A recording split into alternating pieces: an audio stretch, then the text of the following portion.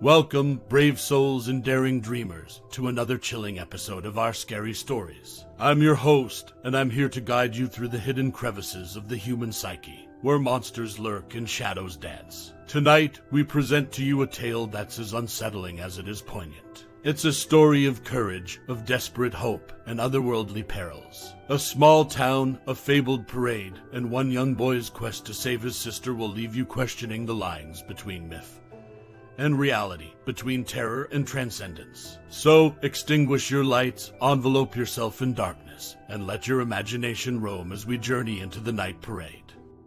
The air in the small, isolated town was always a mix of rustic warmth and an inexplicable chill, as if the whispers of ages past still clung to the present. Jamie, a 12-year-old boy with eyes full of wonder yet tinged with skepticism, felt that air change as he walked through the town square, his older sister Clara by his side. Buildings, draped in years of stories and secrets, seemed to loom over the cobblestone paths in both a protective and eerie manner. The scent of freshly baked bread wafted from Mrs. O'Donnell's bakery, trying to add some normalcy to a day that felt far from ordinary. "Are you sure you don't want a cupcake, Jamie? One of Mrs. O'Donnell's finest might just cheer you up," Clara offered, her voice a harmonious blend of concern and logic. Jamie looked up and met Clara's eyes, a mirror of his own but seasoned with the wisdom of her 17 years. "It's not about cupcakes, Clara. Have you seen Mom and Dad? They look like they're walking on eggshells." Clara shrugged. "Well, you know how this town is with its folklore. Every 50 years, right on cue, everyone starts panicking about the night parade." Jamie's curiosity wrestled with his skepticism as they passed by the town library, its ancient wooden doors creaking open to reveal a huddle of old-timers in hushed discussion. Phrases like night parade, safeguards, and "it's almost time" floated from their veiled assembly. "See, even the old folks are taking it seriously," Jamie noted. Before Clara could reply, their father's voice came from behind them, tinged with a rare urgency. "Jamie, Clara, time to head home. Curfew's early tonight." The curfew was indeed earlier than usual, and even Jamie noticed their parents' subtle signs of anxiety, the glances exchanged, the hurried manner of locking every door, the candles lit not for ambience but for some semblance of safety. Yet, when questioned, their parents deflected. "It's just a precaution, kids. Better safe than sorry," their mother said, eyes avoiding direct contact. Clara, perhaps trying to protect Jamie or maybe even herself, downplayed it all as she readied for bed. "It's all just tales, Jamie. No parade of ghosts is going to march through town, all right. But what if?" "Enough," Clara cut him off, softer than her words. "Time to sleep." Jamie lay in his bed, a quilt of cosmic patterns enveloping him. But sleep was elusive. His room felt more confined tonight, the walls drawing nearer like they, too, were afraid of the impending nightfall. The tick-tock of the antique clock on his bedside table sounded more like a countdown. And then there was a smell, an unfamiliar yet ancient aroma of burning sage that seemed to pervade the air, like a fingerprint left by an invisible hand. He turned to his window and for a fleeting second caught sight of a shadowy figure, its silhouette hauntingly vague but eyes glaringly vivid, almost glowing in the dark. Their eyes met. A shiver clawed its way up Jamie's spine. Just as quickly, the figure vanished, as if sucked into the obsidian sky. It took Jamie several seconds to find his breath. Questions erupted in his mind, each one a flicker of a darker thought than the last. Was that a sign? A warning? An invitation? But the pressing question that drowned all others was simply what was about to happen in the depths of this night. He looked towards Clara's room, a guardian-like presence in its normalcy, but felt an indescribable wave of dread wash over him. Somehow, he knew that the boundaries between myth and reality were about to blur, and they would all be swept up in a tale that was as old as the whispered winds that swept through their town.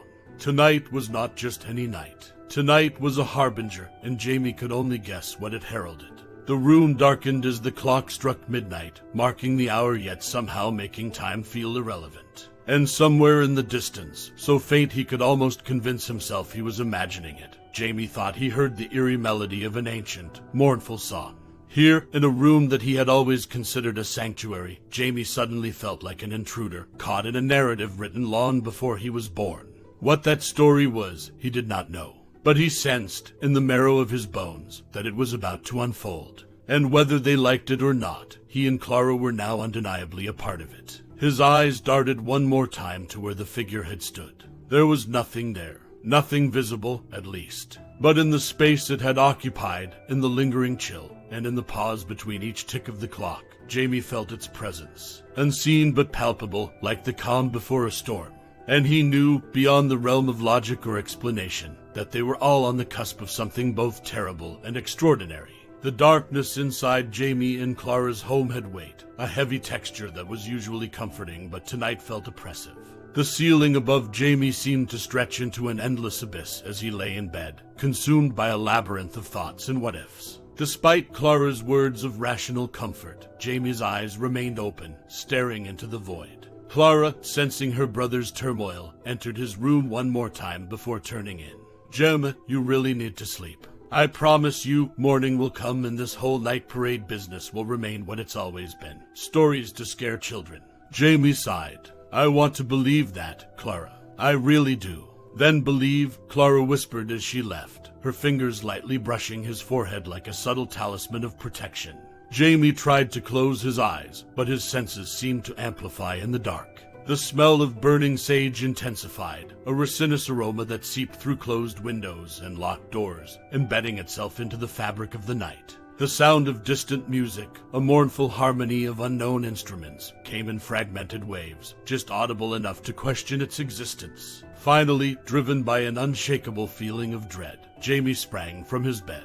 He navigated through the dark house, guided by the soft glow of strategically placed candles, their flickering flames casting ephemeral, ghost-like shadows on the walls. When he reached Clara's room, he found it empty. A bolt of panic surged through him. He sprinted down the stairs, his feet barely touching the ground, his heart pounding louder than the haunting music that now filled the air. Bursting into the living room, he found his parents pacing, phones in hand and faces etched in anxiety. "Clara's gone, isn't she?" Jamie's voice barely rose above a whisper, but his words landed with the force of a sledgehammer. His mother, eyes welling up, nodded. "Not just Clara. Other children are missing too. The whole town is awake, searching." Jamie felt a numbness spread through him, as if his very soul had been hollowed out. All skepticism had eroded, leaving behind a pit of dreadful certainty. He raced back to Clara's room, scanning for any clue, any sign that could offer a fragment of understanding.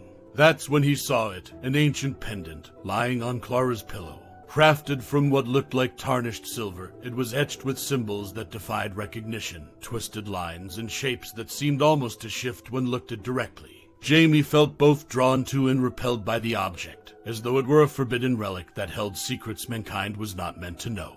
Gripping the pendant tightly, as if it were a key to some unfathomable lock, Jamie stood alone in the room that had been a sanctuary for his sister. Now it felt like an open wound in the fabric of their lives, a space marked by absence, haunted by questions, and filled with the echoes of an eerie melody that was growing louder by the minute. A shiver ran through Jamie as he looked at the pendant, realizing it was the tangible embodiment of all the whispers and warnings that had floated through the town for generations. Those stories, once easily dismissed, had come to life in the most terrible way possible. And as Jamie clutched the enigmatic artifact, he felt an overwhelming sense of resolve fill the void left by his fear. Clara was missing, swept up in a tale of darkness and mystery, and Jamie knew he would delve into that abyss, confront whatever needed to be confronted, and rewrite the ending.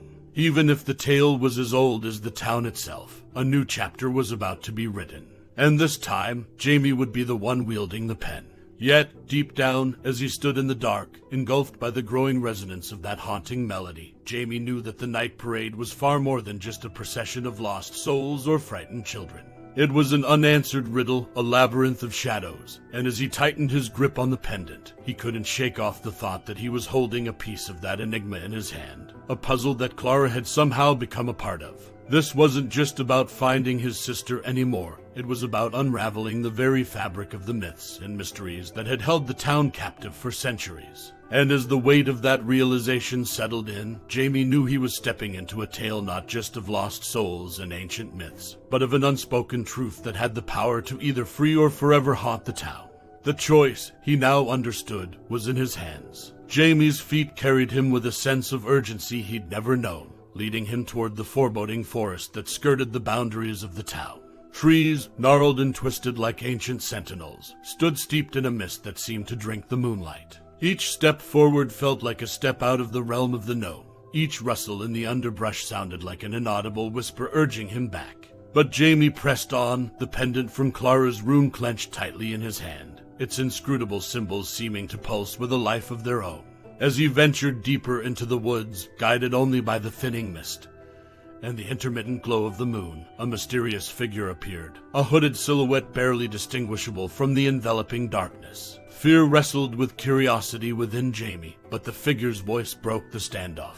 Follow the scent of burning sage, young one. It's the breath of the lost, the incense of the wandering souls. Who are you? Jamie managed to stutter, his voice tinged with a mix of awe and fear. Some call me the guardian of forgotten hopes. Hurry now, the parade waits for no one. Before Jamie could probe further, the figure vanished, leaving him alone with the resinous aroma that seemed to grow stronger, saturating the air with a sacred yet haunting quality. Cautiously, Jamie moved toward the scent. As he advanced, bizarre spectacles began to unfold around him. Flickering lanterns appeared, hanging from invisible branches, lighting up faces frozen in expressions of sorrow and regret. Eerie whispers coiled around him like spectral serpents, uttering phrases in languages long forgotten. Still, propelled by a bravery he never knew he had, Jamie continued deeper into the forest. His fear, though still present, was now tempered by an invincible resolve.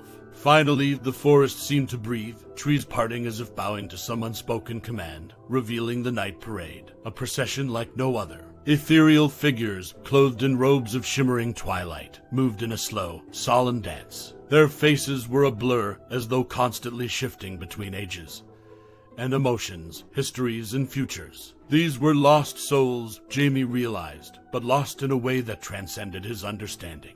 His heart thudded painfully against his ribs as he saw her, Clara, his sister, walking entranced among these uncanny beings. Her eyes were vacant, yet filled with a kind of otherworldly wonder. He called out to her, his voice breaking the silence like a sacrilege. She seemed to stir, ever so slightly, as if awakening from a dream, but then resumed her trance-like state. Time seemed to slow, each second stretching into an eternity, as the night parade reached the far end of the clearing.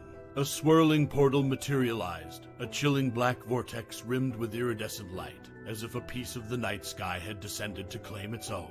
With a collective sigh, a sound like the wind passing through 1,000 ancient caverns, the parade began to enter the portal. Jamie's heart raced. This was the moment, the precipice between the world he knew and the unknowable realms beyond. Summoning a courage he could barely comprehend, his eyes locked onto Clara's retreating figure, Jamie took a running leap, hurling himself into the vortex just as it began to close. As he was swallowed by its ineffable darkness, a torrent of conflicting emotions overtook him: fear, hope, love, despair, all coalescing into a singular, all-consuming determination.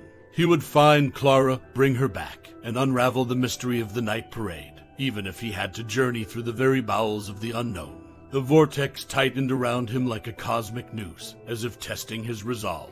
Then, with an echoing clap that sounded like the closing of an immense book, it vanished, leaving the moon and the stars to bear silent witness to the empty clearing, where reality had momentarily faltered, allowing the inconceivable to pass through. And in that ephemeral, eternal second, Jamie felt as though he were both hurtling through infinity and suspended in a timeless void. As the sensation began to fade, replaced by a growing sense of dislocation, Jamie realized he was no longer in the forest, no longer even in the world he had always known. He had plunged into the shadows, into the enigma that was the night parade, armed with nothing but his love for Clara and the cryptic pendant that seemed more and more like a key to unlocking the unimaginable. He was in the realm of lost souls, a labyrinth of eternal night. And as that realization crystallized, Jamie knew that his life would never be the same, that he had stepped onto a path from which there could be no turning back. As Jamie stumbled out of the vortex, his senses were immediately overwhelmed by the landscape that unfurled before him. This was a place unlike any he had ever encountered, where the ground seemed to pulse with an organic luminescence. And the sky, or what should have been the sky, was a swirling tapestry of hues beyond the spectrum of human perception. It was as if the laws that governed reality had been rewritten, giving birth to this uncanny realm that was neither heaven nor hell but some existential in between. It was here that he found the night parade halted, its members standing in a half-circle, their faces turned toward a towering figure at the center. Clothed in robes that reflected the myriad colors of this realm, the guide was an awe-inducing presence. Yet, it was a face that bore the burdens of countless eons, eyes that had seen civilizations rise and crumble into dust. "You must be Jamie," the guide intoned, its voice echoing like a chorus of timeless wisdom. "You're far from home, aren't you? Where is Clara?" Jamie asked, his voice a blend of desperation and defiance. The guide gestured, and Jamie saw Clara step out of the circle, her eyes still holding that faraway look. For a fleeting moment, she appeared to recognize him, and Jamie felt a tug at his heart. "You are here to take her back, aren't you?" The guide's question seemed to pierce the very core of Jamie's soul. "Can I? Is it possible?" "That depends on you," the guide replied, "and on her as well. You see, every 50 years, we march through your world in search of release. These souls," it gestured toward the assembly, "are bound by unresolved desires, guilt, or regret. They need a guide from the realm of the living to help them find their way to eternal rest. Your sister Clara is about to be chosen as the new guide." A cold shiver washed over Jamie. The gravity of the situation began to weigh him down. Clara, guide to this haunting parade for decades to come. Why does it have to be Clara? Why does it have to be any living person? Jamie felt the emotions churn within him, a storm of love, confusion, and creeping despair. Someone from the world of the living possesses a unique blend of life energy and emotional nuance, which can empathize with and guide these lost souls. And Clara, the guide paused, eyes softening for the briefest of moments, is special. She possesses qualities that even these souls recognize as nurturing and rare. Jamie felt the guide's eyes penetrate his own, as if searching for something. "Are you wise, Jamie? Are you brave? Would you take her place, understanding the magnitude of the responsibility, the eternal solitude?" The words hung in the air, crystallizing into a terrible choice that Jamie had to make. His mind raced. Clara had always been his protector, his confidante. How could he let her shoulder such a grim task? Yet, what would it mean to take her place? "You must choose," said the guide, its voice deepening into a resonant, unyielding timbre. "Save Clara by taking her place as the guide for these souls, or let her assume this endless role." Jamie looked at Clara, her eyes meeting his for an agonizing second. In that moment, he made his choice. But before he could utter it, the realm itself seemed to quiver in anticipation, as if aware of the monumental decision about to be made. And Jamie knew, whatever he chose, there was no turning back. A silence enveloped the forgotten realm as Jamie locked eyes with the guide. Though this place was alien, the air now thrummed with an energy that felt unsettlingly like anticipation. "I have a proposition," Jamie said, his voice steadier than he felt. "Instead of me taking Clara's place or leaving her here, what if there's a third option?" The guide raised an eyebrow, an almost human gesture that momentarily belied its otherworldly presence. "A third option. The traditions of the night parade have been the same for countless eons. What could you possibly propose? Let's have a duel of wits. I challenge you to a game of riddles. If I win, you grant me an audience with the entity that rules over this parade. We discuss another way. If I lose, I'll take Clara's place willingly." Interest flickered across the guide's inscrutable face. "You would wager so much on a battle of intellect?" Jamie nodded. "Yes, I would." The guide paused, as if consulting some unfathomable depth of ancient wisdom, then finally spoke. "Very well, ask your riddle. Walks in the wind, but stays in its bed, seen in your dreams but not in your head. What is it?" Jamie asked. For a brief moment, the guide looked puzzled. Then, almost reluctantly, it answered, "A river." "Correct," Jamie acknowledged. "Your turn. What is keys but can't open locks?" The guide replied. "A piano," Jamie said without hesitating. The guide nodded, conceding the point. "Very well. You've earned your audience with the entity." Before Jamie could react, the ground beneath him started to ripple like liquid, and he felt himself being pulled toward a singularity. When he came to his senses, he was standing before an immense, nebulous figure, a concentration of pure essence that seemed to constantly shift and change, like a storm cloud made of vibrating strings of light and shadow. "You wanted an audience with me," boomed the entity, its voice like the collision of galaxies. "Speak your wish." "My wish is simple," Jamie began, "to free these souls in a way that doesn't require the lifelong servitude of someone like Clara or me. Surely with your cosmic wisdom, there must be another way. The entity seemed to consider this an intriguing proposal. I will consider it, but you must first solve a riddle that has never been solved. Go ahead, Jamie said, capable of granting eternal joy, yet can easily destroy. I am in the seasons, the earth, and the skies. What am I? Jamie felt as if his mind was stretching, expanding to encompass the enormity of the cosmic riddle. Then, as if an unseen hand had arranged his thoughts, it hit him. Love, he answered. For the first time, the entity shimmered in a pattern that Jamie interpreted as surprise. Very well, you have solved the riddle. But its voice dropped, resonating with a profundity that sent shivers down Jamie's spine. There is a catch. And as it spoke those words, the forgotten realm trembled, its ethereal fibers vibrating like plucked strings, as if the very fabric of this space was reacting to the entity's declaration. Jamie felt the first tendrils of dread creep back into his heart, realizing his battle of wits had not yet been won. Jamie felt a shiver travel down his spine as the entity revealed its catch. The new method of releasing souls must happen in your realm. I will accompany you back for this special event. Are you ready? It was an odd question, as if Jamie had a choice. Nonetheless, he nodded. I'm ready. In a flash that felt like both an eternity and an instant, Jamie found himself back in the woods on the outskirts of his town.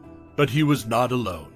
The entity, now manifesting as a towering figure made of shimmering dark mist, was beside him. Summon the parade, the entity commanded, its voice softened to an earthly timbre yet still imbued with cosmic gravity. Jamie felt a surge of power emanating from the pendant in his hand. As he lifted it high, the once dormant object pulsed with life, emitting an ethereal glow. Moments later, the forest stirred. Ghostly lanterns flickered to life between the trees, illuminating the path for the spectral figures who had returned for their last march. As the night parade advanced, the entity raised its formless arm, directing a stream of dark energy toward the leading soul, the guide. The energy enveloped him, and in an astonishing instant, he transformed into a magnificent orb of light, soaring skyward and vanishing in a flash. One by one, the lost souls of the parade followed suit, turning into spheres of radiance that shot into the heavens, their burdens finally lifted. Through the gossamer veil separating this world from the next, Jamie saw Clara.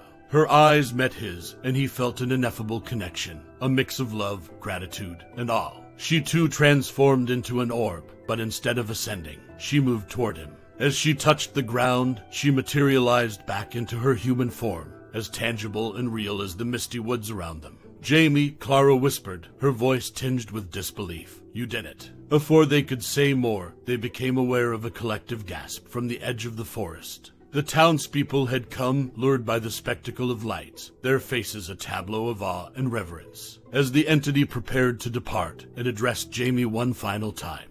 You have rewritten an age-old tradition. This realm and the next owe you a debt. Then it dissipated, its form stretching and twisting until it became a streak of darkness that shot up into the sky, following the last of the lost souls it had released. Hand in hand, Jamie and Clara walked back toward their home, their silhouettes barely visible in the lingering mist. The town would forever speak of this night, not as another chapter in a horror story, but as a miraculous event, when the night parade transformed from a macabre kidnapping line to a celestial spectacle of liberation.